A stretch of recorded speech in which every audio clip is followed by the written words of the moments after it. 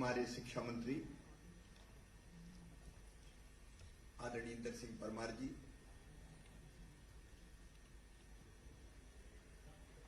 आदरणीय दत्तात्रेय जी, हमारे मार्गदर्शक कैलाश चंद्र शर्मा जी, जगदीश कुमार जी,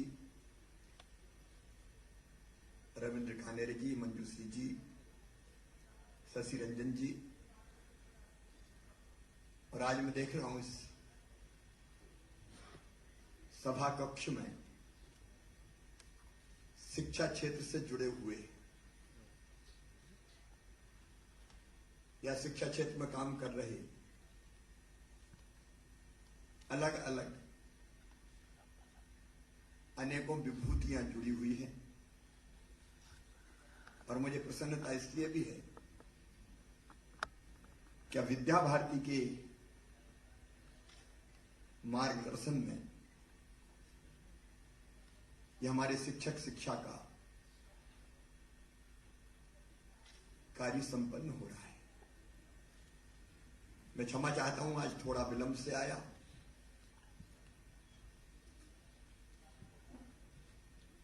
एक तो जन्मदिन शिक्षा क्षेत्र में चर्चा करते हुए मनाना अपने आप में मैं सौभाग्य मानता हूं, लेकिन जन्मदिन कुछ विशेष नहीं होता। एक दृष्टि से देखें तो एक साल और चला गया। लोग खुशी मनाते हैं, लेकिन सोचते ये चाहिए कि एक एक साल कम हो रहा है तो और अच्छा कर, जितना बचा हुआ उसमें। और इसलिए इस बार मैंने निवेदन किया, क्योंकि अगर आप मुख्यमंत्री हो तो जन्मदिन को इस गलतफहमी में ना रहे कि कोई शिवराज का मनता है। कई लोग इसलिए आते हैं कि मुख्यमंत्री है जी, और उसमें फिर कई बार स्वागत द्वार, जय जयकार, फूलों के हार, मारा मार। लेकिन मुझे लगा कि कोई सार्थक पहल हो सकती है क्या, तो हमने तय किया कि ये सब छोड़ के एक पेड़ लगा दो अगर बनाना है। लेकिन एक छोटी सी पहल अगर आप करें तो उसका असर कई बार बहुत ज्यादा होता है। एक तो वृक्षारोपण कई मित्रों के साथ किया, परिवार के साथ किया, पार्टी अध्यक्ष जी के साथ किया, पत्रकार मित्रों के साथ किया, फिर विधायक साथियों के साथ किया, विधायक मंत्री, फिर अधिकारी मित्रों ने भी तय किया कि पेड़ लगाएंगे। और दूसरा, आज विधानसभा में मेरा जाना इसलिए जरूरी था कि नंदू भैया हमारे बहुत लोकप्रिय नेता मध्य प्रदेश के, आज उनको श्रद्धांजलि भी अर्पित करनी थी विधानसभा में 11 बजे ठीक। तो वहां श्रद्धा सुमन अर्पित करके आया, इसलिए थोड़ा विलंब हो गया। लेकिन संचालिका महोदय ने एक बात कही कि मुख्य अतिथि, मैं उसका जरूर विरोध करता हूं कि मैं मुख्य अतिथि नहीं हूं। अतिथि वो होता है जिसके आने की तिथि ज्ञात नहीं होती, बिना बुलाए कभी भी टपक जाए। और मेरी तिथि तो तय की गई थी। और दूसरी, शिक्षा के कायाकल्प का जहां अभियान चल रहा हो वहां मैं मेहमान कैसे हो सकता हूं? मैं भी घर वाले ही हूं। मैं बचपन की घटना आपको सुनाता हूं। मेरी शिक्षा हुई जैत गांव में। मेरे अभी भी जैत की आबादी 1200 के आसपास है, 1200-1300। नर्मदा जी के किनारे गांव है। प्राइमरी स्कूल, प्राथमिक शाला सरकारी हमारा। और वहां मेरे गुरु थे रतन चंद जी जैन, प्राइमरी स्कूल के मेरे टीचर। वो एक कार्यक्रम करते थे हर शनिवार को, औपचारिक शिक्षा के साथ साथ रामायण जी की 5 चौपाइयां, मतलब 5 दोहे तक चौपाइयां, दोहा पढ़ना और उसका अर्थ फिर बताना, समझाना। और तरीका भी बहुत इंटरेस्टिंग था। अब जब रामायण जी की चौपाइयां पढ़ी जाएगी तो घी का एक छोटा सा दीपक चाहिए, तो कोई विद्यार्थी घी का दीपक लाएगा घर से। थोड़े फूल चाहिए तो कोई फूल लेके आएगा। और फिर प्रसाद भी वितरित करना चाहिए। तो एक को काम देते थे कि तुम प्रसाद को फूल जो चढ़ाता था वो प्रसाद लेके अपने घर से आता था। 1 रुपया 2 रुपया का प्रसाद उस समय आता होगा। और दोपहर के बाद दोपहर तक तो हम पढ़ाई करते थे। शाम के समय 3-4 बजे के बीच में रामायण जी की चौपाई बच्चों से पढ़वाते थे। और मास्टर साहब हमारे प्रणाम गुरुजी हम तो करते थे, उस जमाने में आते थे घर से तो पूरा सिर गुरुजी के चरणों में होता था और जाकर करते थे प्रणाम गुरुजी। उस समय आजकल तो इस ढंग से अगर प्रणाम गुरुजी कर दें तो मीडिया के मित्र ही गुरुजी की हालत खराब कर दें, पैर पड़वा रहा है। हम लोग श्रद्धा से जाते थे और चौपाई पढ़ने में मैं पीछे बैठता था तो मेरे मन में ललक थी तो मैं आगे मुंडी कर करके देखने की कोशिश करता था चौपाई अच्छे से पढ़ लूं। अब वो मेरे गुरुदेव ने देख लिया तो फिर मुझे कहा नहीं तुम थोड़े आगे आओ। मैं आगे बैठ के चौपाई पढ़ने लगा और फिर मैं चौपाई का थोड़ा अर्थ करने की भी मैं समझने की कोशिश करता तो मुझे गुरुजी ने ये कहा कि अच्छा मैं नहीं कर रहा, तुम चौपाई ये पढ़ रहे हैं, तुम करो अर्थ। मैं सच्ची घटना बता रहा हूं।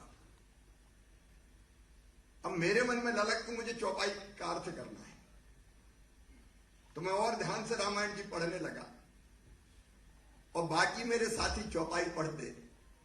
पर हित सरस धर्म नहीं भाई, पर पीड़ा सम नहीं अदमाई, या सिया राम मैं सब जग जानी, करूं प्रणाम जोर जुग पानी। और मैं अर्थ करता। वो अर्थ करते करते मेरा सौभाग्य कि रामायण जी का सार लगभग मेरे मन मस्तिष्क में घुस गया और मुझे लगा कि जीवन अगर जीना चाहिए तो मर्यादित भगवान रामचंद्र जी की तरह जीना चाहिए। अब ये पाठ्यक्रम में शामिल नहीं था और मैं आज अच्छा वक्ता भी बना तो वो अर्थ करने के कारण मैं वक्ता बना, जो कुछ अच्छा बोल पाया। अब एक छोटी सी बात, ये शिक्षा नीति में शामिल नहीं था लेकिन मेरे गुरुदेव का चमत्कार था। उनने मेरे जैसे कई शिष्य ऐसे तैयार कर दिए। एक शिक्षक ने जो भी अच्छा कुछ है प्रारंभ में जो मुझे मिला वो मैं मानता हूं कि मेरे गुरुदेव की कृपा है, प्राइमरी स्कूल के मेरे टीचर की। अब शिक्षक की शिक्षा कितनी महत्वपूर्ण है इस उदाहरण से मैं तो समझ सकता हूं। औपचारिक कोई पाठ्यक्रम ही केवल पढ़ाते रहना है, तोते की तरह बच्चों को रटाते रहना है, बाद में फिर परीक्षा ले लेना है, बस्ते का बोझ फिर परीक्षा का बोझ। मैं केवल आलोचना नहीं कर रहा है लेकिन आमतौर पर अगर हम देखें तो शिक्षा के 3 उद्देश्य होते हैं। एक ज्ञान देना, दूसरा कौशल देना और तीसरा नागरिकता के संस्कार देना। आदि गुरु शंकराचार्य जी महाराज कहते थे सा विद्या या विमुक्त, जो मुक्ति दिलाए केवल इस लोक में नहीं परलोक में भी, वो विद्या शिक्षा। स्वामी विवेकानंद जी ने बड़े सरल शब्दों में कहा शिक्षा वह है जो मनुष्य को मनुष्य बना दे, इंसान बना दे। और इन तीनों चीजों को भी अगर देखें, ज्ञान देना, पीढ़ियों द्वारा संचित जो ज्ञान है, क्या वो इतिहास का हो, भाषा का हो, भूगोल का हो, गणित का हो, विज्ञान का हो, उसको अगली पीढ़ी को दे देना। अब देना किस तरीके से, यह सवाल है। शिक्षक की शिक्षा का अर्थ ही है क्या बस्ते के बोझ से नीरस प्रयत्नों के साथ। अब ड्रॉप आउट रेट का एक बड़ा कारण यह भी है कई बार कि तरीका पढ़ाने का ऐसा कि बच्चे सोचते हैं कि कब पिंड छूटे, और एक तरीका यह कि इतनी रुचि और प्रवृत्ति के अनुसार बना दी जाए कि बच्चे के मन में जिज्ञासा भी पैदा हो, जिज्ञासा को हम शांत भी करें और स्वाभाविक रूप से बच्चों का विकास कैसे हो। स्कूल भी और कई बार पेरेंट्स भी डंडा लेके पीछे पड़ जाते हैं, वस्तु तो यही पढ़। जो स्वाभाविक विकास होता है वो कैसे हो बच्चों का। हर एक की अपनी रुचि होती है, प्रवृत्ति होती है, विशेषताएं होती है, उनका प्रकटीकरण शिक्षा के माध्यम से कैसे हो और उस दिशा में कैसे और बेहतर वो बढ़ सके। तो ज्ञान देने का मतलब ज्ञान देने का तरीका। और नई शिक्षा नीति में मैं नई शिक्षा नीति का वर्णन इसलिए नहीं करूंगा कि आप सबने पढ़ी है, इस बात पर बहुत बल दिया है। दूसरा एक कौशल था। हमारे गांव में कहावत थी, बचपन में हमने सुनी थी, कम पढ़ा हर से गया और ज्यादा पढ़ा घर से गया। हर मतलब हल। अगर थोड़ा पढ़ गया तो जो मेहनत मजदूरी है, खेती का किसानी का काम, वो खत्म, और ज्यादा पढ़ा तो वो घर से ही गया, फिर किसी काम का नहीं। उद्देश्यहीन शिक्षा। अगर पढ़ने के बाद वो आजीविका भी अपनी ना चला सके तो क्या वो शिक्षा उपयोगी है। एमए एमएससी एमकॉम, एक बार बच्चों से हम बात कर रहे थे, क्या करोगे 11th 12th के बाद। बीएससी करूंगा। बीएससी के बाद क्या करोगे। एमएससी करूंगा। एमएससी के बाद क्या करोगे पता नहीं। हमको सोचना पड़ेगा कि शिक्षा हमको देना है। एक स्तर तो वो है कि जिसकी जानकारी एक स्तर तक शिक्षा, हर बच्चों को वो बुनियादी जानकारियां हो। लेकिन उसके बाद हम रोजगार भी अगर वो ना पाए इतने वर्ष, और रोजगार का मतलब केवल सरकारी नौकरी का सवाल नहीं है, हम उसके हाथों में ऐसा कौशल तो दे दें वो आत्मविश्वास से भर के अपने आजीविका के साधन खोज सके। और तीसरी चीज है नागरिकता के संस्कार। अब पढ़ के अगर वो अच्छा नागरिक नहीं बना, मेहनती, चरित्रवान, ईमानदार, देशभक्त, परिश्रमी, केवल अपने लिए नहीं जीने वाला, देश और समाज की भी सोचने वाला, औरों के लिए भी काम करने वाला, एक श्रेष्ठ मानव ना बन सके तो ऐसी शिक्षा का अर्थ क्या है। और मैं मानता हूं कि नई शिक्षा नीति में तीनों चीजों का पर्याप्त ध्यान रखा गया है। लेकिन यह शिक्षा दी कैसे जाए वो तो शिक्षक ही देंगे। और मैं राजनीतिक दृष्टि से नहीं कह रहा, किसी आलोचना की दृष्टि से नहीं कह रहा, लेकिन यह मध्य प्रदेश का दुर्भाग्य रहा है कि पिछले वर्षों में वो शिक्षक जो शिक्षा देने वाला था, ऐसा कचरा किया उसका, इतनी व्यवस्थाएं बना दी। मैं सबसे बड़ा पाप मानता हूं उसको। गुरुजी, शिक्षाकर्मी, शिक्षक का कैडर ही खत्म हो गया है। या गुरुजी को क्या मिलेगा 500 रुपया महीना। मैं सांसद था एक जमाने में, तो मेरी रुचि थी स्कूलों में जाके विद्यार्थियों से बात करो। तो बात भी करता था, मैं सवाल भी पूछता था। एक स्कूल में मैंने पूछा, बताओ गंगा जी कहां से निकलती है। एक बच्चे ने कहा कि विंध्याचल से। तो मैंने जो गुरुजी पढ़ा रहे थे उनको बुलाया, मैंने कहा क्या कमाल करते हो, पढ़ा क्या रहे हो तुम, गंगा जी को विंध्याचल में से निकलवा रहे हो। तो कहने लगे साहब 500 रुपया में तो गंगा जी विंध्याचल में से ही निकलेगी। 500 रुपया तनख्वाह, गुरुजी हो गए, फिर शिक्षाकर्मी, अब शिक्षा कर्मी का खुद ही ठिकाना नहीं था, बेचारे तो आंदोलन ही करते रहते थे, जब देखो तब सड़क, स्कूल में गए ही नहीं, कचरा हो गई पूरी शिक्षा मध्य प्रदेश की। मैं सच कह रहा हूं, वेदना है मेरे मन में, व्यथा है। और उसको कैसे हम ठीक दिशा में ले जाएं, उसको इतना परिश्रम करना पड़ा हम लोगों को। फिर गुरुजी हो चाहे शिक्षा कर्मी हो, सबको उनका अध्यापक तो बनाओ कम से कम। हम लोगों ने विनम्र प्रयास किया उस दिशा में ले जाने का।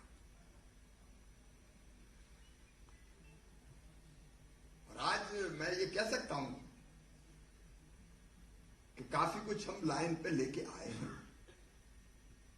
इंदर सिंह जी यहां बैठे हैं, हमारा बजट है 2,41,000 करोड़ का। कोरोना काल में भी कोशिश कर करके हमने महत्वाकांक्षी लक्ष्य रखा, और अकेले इनके विभाग का बजट है 25,000 करोड़ का। ये तो स्कूली शिक्षा का है। अब शिक्षा में हमारी और एक है, हमारा जनजातीय विभाग चलाता है, वो स्कूल अलग चलते हैं, उनका बजट अलग है।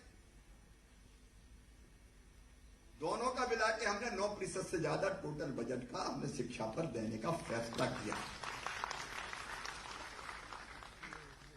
शिक्षकों को बेहतर मानदेय मिले। मैं कोई सैलरी शिक्षकों के लिए नहीं कहना चाहता, माइंडसेट तो बने कि पढ़ाना है।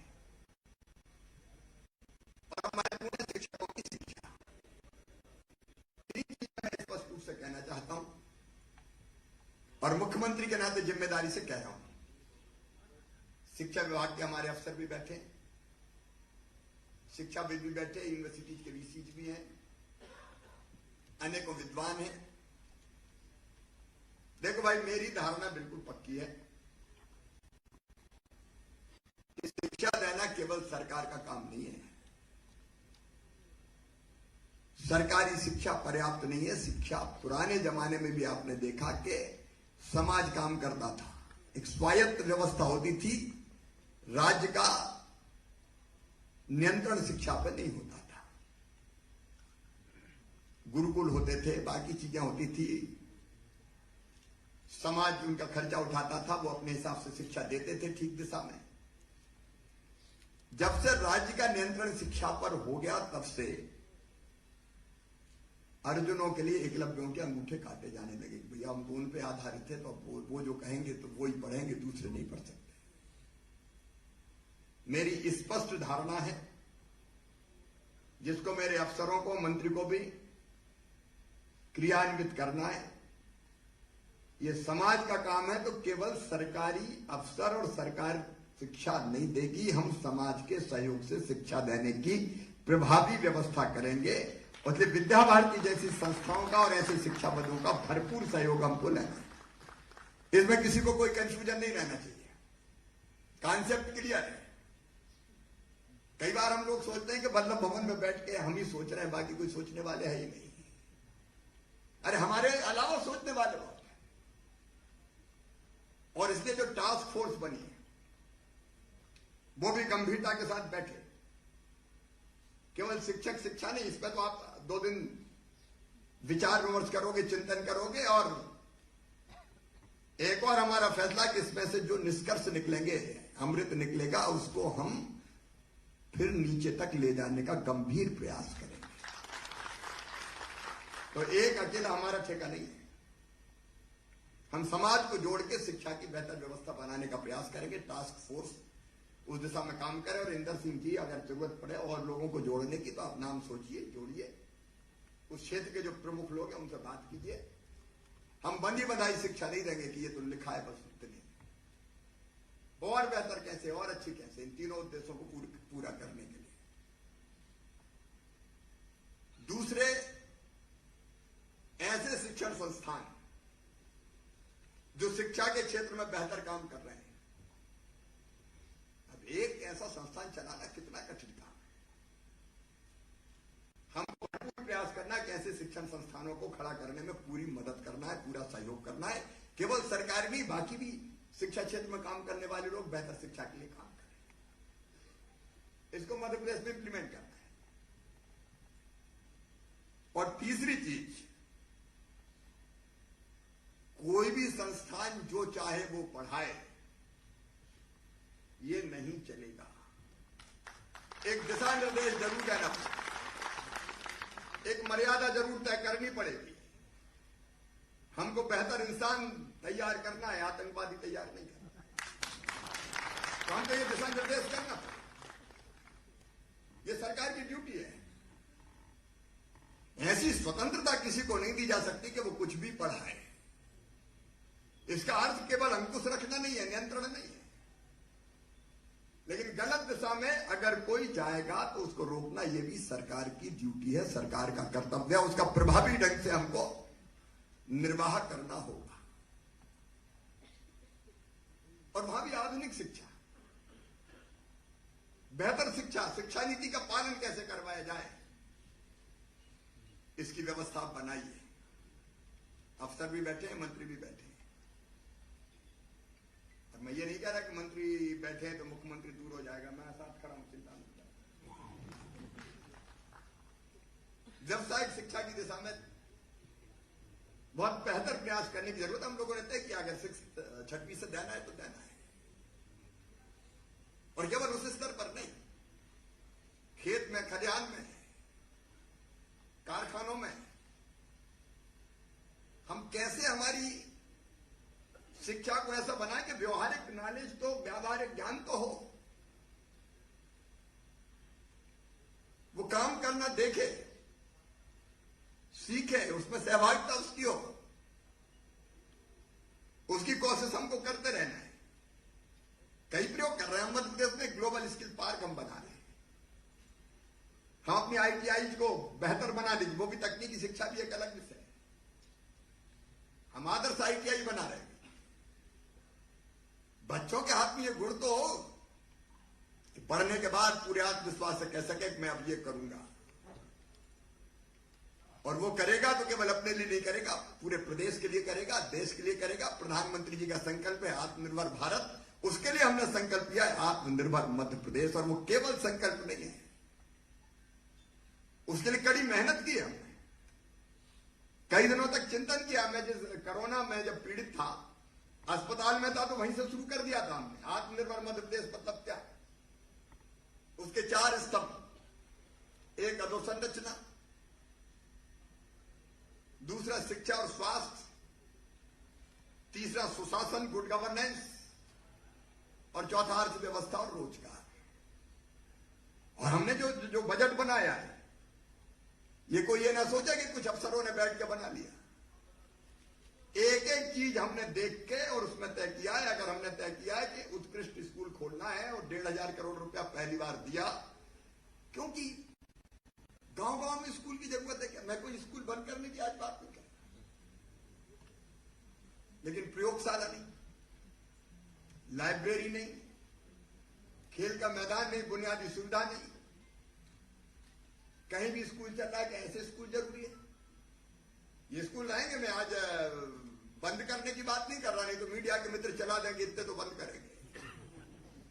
हमने तय किया हम 15-20 किलोमीटर के बीच में एक उत्कृष्ट विद्यालय, सीएम राइज स्कूल अभी नाम दिया है। वो चूंकि जनरल वेबिनार में से निकल गया था, उसका क्या होता है और भी सोचते हैं।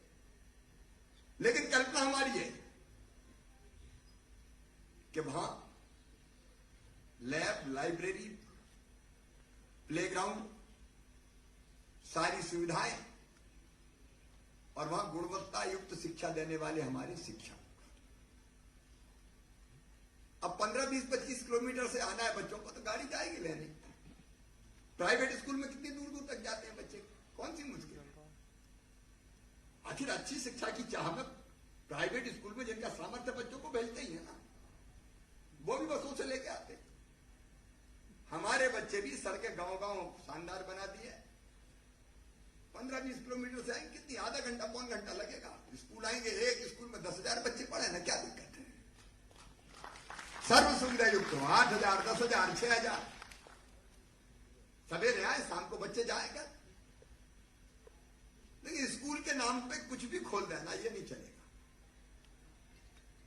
और एक दिन वो आएगा जब ऐसे स्कूलों में संख्या ज्यादा होगी, तब हम सोचेंगे कि बाकी स्कूल की जरूरत है कि नहीं। और कई साहसिक प्रयोग हमने किए, लेकिन मैं शिक्षाविद होने का दावा नहीं करता। और इसलिए आप जो 2 दिन चिंतन कर रहे हैं, इसमें से आप निष्कर्ष निकालिए। पहले तो देखो कितनी अच्छी भवन खड़े कर दो, अगर आत्मा नहीं है, पढ़ाने वाले मास्टर साहब ठीक नहीं है, या उनको ठीक ट्रेनिंग नहीं है, हर मनुष्य ठीक होता है मेरा कहना। अगर बेहतर दिशा दी जाए तो हमारे ये शिक्षक ही चमत्कार करके बता देंगे। मुझे कोई गलत फहमी नहीं, कोई संदेह भी नहीं है। और ये शिक्षकों की शिक्षा बेहतर हो जाए। अब उनको किसी ने पहले बताया नहीं कि ले किस दिशा में जाना है शिक्षा। जो अच्छा काम करने वाले उन्हें बहुत अच्छा काम किया, ऐसा नहीं कि नहीं किया। कई शिक्षकों ने अभाव में भी बहुत अच्छा काम किया, तो सैलरी भी 40-50 हजार है, कोई वो दिक्कत नहीं है। लेकिन ये दिशा अगर हमने ठीक दे दी तो नई शिक्षा नीति को बेहतर ढंग से हम लागू कर पाएंगे। और इस दृष्टि से मुझे लगता है कि हमारा ये जो शिक्षक शिक्षा का कायाकल्प राष्ट्रीय संगोष्ठी है, ये सचमुच में मील का पत्थर साबित होगी। मैं फिर आश्वस्त करता हूं कि जो निष्कर्ष निकलेंगे कायाकल्प के लिए, उनको जमीन पर क्रियान्वित करने में हम कोई कोर कसर नहीं छोड़ेंगे। सही दिशा में अपनी शिक्षा को ले जाना है, बच्चों को ले जाना है। ये हमारी ड्यूटी है, हमारा कर्तव्य है, हमारा धर्म है, और इसका हम पालन करेंगे। इस अवसर पर पधारे हुए सभी शिक्षाविदों का, विद्वानों का, शिक्षा क्षेत्र में काम करने वाले सभी साथियों का मैं हृदय से स्वागत करता हूं, अभिनंदन करता हूं। आप मध्य प्रदेश पे ये उपकार करेंगे दिशा देख के। बहुत बहुत धन्यवाद।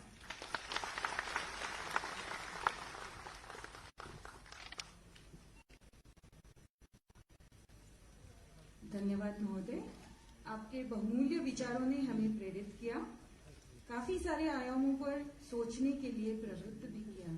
धन्यवाद सर। मैं हमारे विद्या भारती के अखिल भारतीय अध्यक्ष जी कैलाश शर्मा जी से निवेदन करती हूँ कि हमारे मुख्यमंत्री जी को स्मरण चिन्ह और धर्मपाल जी का पुस्तक संच भेंट करें।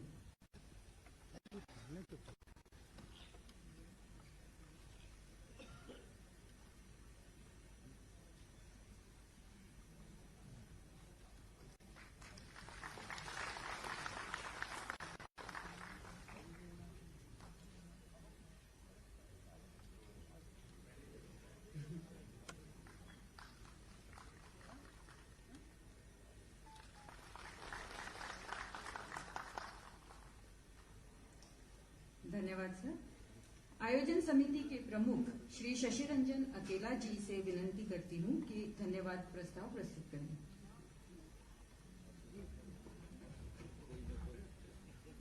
राष्ट्रीय शिक्षा नीति 2020 के आलोक में विद्या भारती उच्च शिक्षा संस्थान, स्कूल शिक्षा विभाग, मध्य प्रदेश शासन और एनसीटी के संयुक्त तत्वावधान में आयोजित होने वाली इस 2 दिवसीय संगोष्ठी का उद्घाटन सत्र मुझे लगता है कि कई मानों में हम सबके मानस पटल पर लंबे समय तक अंकित रहेगा। बड़े हर्ष और सौभाग्य का विषय रहा कि माननीय मुख्यमंत्री जी को जब हमने इस कार्यक्रम के लिए आमंत्रित करने के आग्रह पूर्वक जब हम गए, उसके पूर्व माननीय स्कूल शिक्षा मंत्री जी के साथ जब इस आयोजन की चर्चा चली तो उन्होंने कहा कि विद्या भारती उच्च शिक्षा संस्थान इस आयोजन को करेगी, लेकिन मध्य प्रदेश शासन भी इस आयोजन के साथ इसलिए जुड़ना चाहेगा कि समूचे देश भर के लिए इस देश के हृदय स्थल से संदेश जाए। माननीय मुख्यमंत्री जी ने इस मध्य प्रदेश के शिक्षा जगत के अभिभावक होने के नाते विद्या भारती के अनुग्रह को स्वीकार भी किया और इस बात की अनुमति भी प्रदान की कि इस आयोजन को हम राज्य शिक्षा के साथ, स्कूल शिक्षा विभाग के साथ करेंगे। दूसरा एक महत्वपूर्ण प्रसंग हम सबके बीच में जो आया कि आज माननीय मुख्यमंत्री जी का जन्मदिवस है और आज का यह दिन उन्होंने शिक्षकों के लिए और शिक्षा के लिए समर्पित किया। एक शासक के नाते, एक लोक सेवक के नाते इस प्रकार की दृष्टि रख करके काम करना निश्चित रूप से ऐसा राज्य, उसकी लोक कल्याणकारी भावना आपकी इस भावना में समाहित है। मैं विद्या भारती उच्च शिक्षा संस्थान की ओर से, स्कूल शिक्षा विभाग मध्य प्रदेश शासन की ओर से, एनसीटी की ओर से आपके प्रति हृदय से कृतज्ञता ज्ञापित करता हूं कि आपने इस वैचारिक अनुष्ठान के लिए, इस वैचारिक विधाष्ठान के लिए न केवल अपनी स्वीकृति प्रदान की बल्कि महत्वपूर्ण समय दिया। निश्चित तौर पर आज इस सभागार में शिक्षा क्षेत्र के सभी महत्वपूर्ण घटक तो उपस्थित हैं, किंतु राष्ट्र जीवन में हम सबको दिशा देने वाले से गणमान्य माननीय व्यक्तित्व उपस्थित हैं, जिनके सन्निधि में इस कार्यक्रम को आज हम संपन्न कर पा रहे हैं। मैं आज इस अवसर पर माननीय दत्तात्रेय जी, माननीय श्री दीपक बिस्कुटे जी, विद्या भारती उच्च शिक्षा संस्थान के सभी माननीय अखिल भारतीय पदाधिकारीगण, विद्या भारती के सभी माननीय पदाधिकारीगण, इस आयोजन के परामर्शक मंडल के देश भर के माननीय से कुलपतिगण जो विभिन्न केंद्रीय और राज्य के विश्वविद्यालयों का नेतृत्व करते हैं, इस आयोजन समिति की, प्रादेशिक आयोजन समिति के वे सभी माननीय कुलपतिगण और माननीय शिक्षाविदगण जो तीनों क्षेत्रों से हमारे साथ जुड़े। जब इस आयोजन की योजना बनी तो इस मध्य प्रदेश के 10 माननीय सम्मानित कुलपतिगण ने एक सहर्ष स्वीकृति प्रदान की कि इस आयोजन के साथ वो जुड़ेंगे। और आज इस अवसर पर इस सभागार में न केवल देश भर के माननीय कुलपतिगण उपस्थित हैं, बल्कि राज्य के सभी अधिकांश राज्य के विश्वविद्यालयों के माननीय कुलपतिगण भी उपस्थित हैं। मैं उनका भी इस अवसर पर हृदय से आभार व्यक्त करता हूं। माननीय श्री इंदर सिंह जी ने स्कूल शिक्षा विभाग के माननीय मंत्री होने के नाते तो इस आयोजन की चिंता की है, लेकिन आयोजन समिति के अध्यक्ष होने के नाते वे हम सबके साथ कंधे से कंधा मिलाकर एक कार्यकर्ता के रूप में हम सबके साथ हैं। मैं विद्या भारती की ओर से आपका हृदय से आभार व्यक्त करता हूं। इस सभागार में स्कूल शिक्षा विभाग के माननीय अधिकारीगण भी उपस्थित हैं। देश भर की कई ऐसी संस्थाओं के एनसीटी, यूजीसी, एससीईआरटी और एनसीईआरटी जो शिक्षा क्षेत्र में शिक्षक शिक्षा में महत्वपूर्ण काम करती है, उसके माननीय पदाधिकारीगण भी उपस्थित हैं। उन सबका भी आभार व्यक्त करता हूं। और साथ में इस 2 दिन के चिंतन मनन के साथ इस चर्चा परिचर्चा से तत्व निकालने के लिए देश भर के विभिन्न राज्यों से प्रतिभागी आदरणीय शिक्षक वृंद, आदरणीय शोधार्थी और विभिन्न संस्थाओं के माननीय पदाधिकारीगण उपस्थित हुए हैं। आपका भी मैं आभार व्यक्त करता हूं। मीडिया के माननीय मित्रों का, इस नरोन्ना प्रशासनिक अकादमी का और इस पूरे आयोजन में सहयोग देने वाले सभी प्रत्यक्ष अप्रत्यक्ष सहभागियों का भी मैं इस अवसर पर हृदय से आभार व्यक्त करता हूं। धन्यवाद। भारत माता की जय।